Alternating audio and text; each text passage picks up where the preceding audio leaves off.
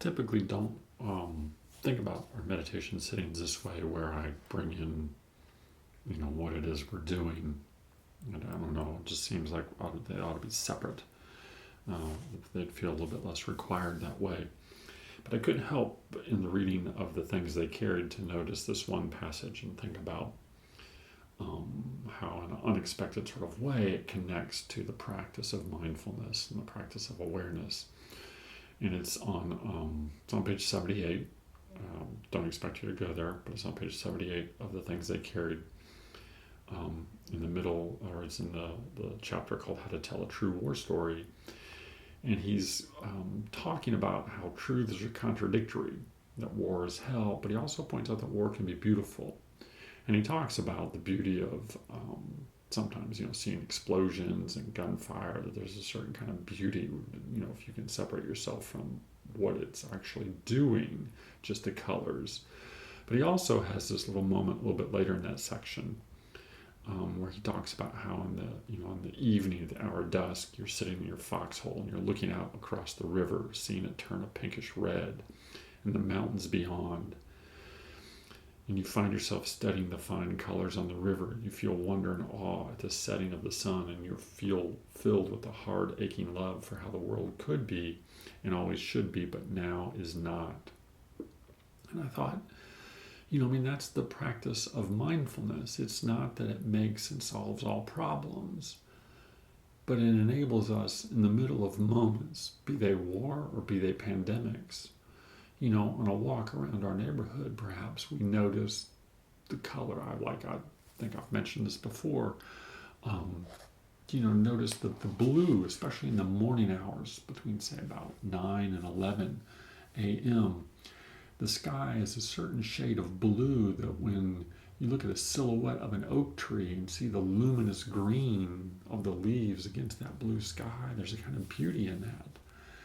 And it's a beautiful thing, and I've been struck by that multiple times. And and then I remember I'm wearing a mask and I'm not at school, and I'm right because there's this disease, this virus that is we're trying to control and contain, and it's a horrible experience.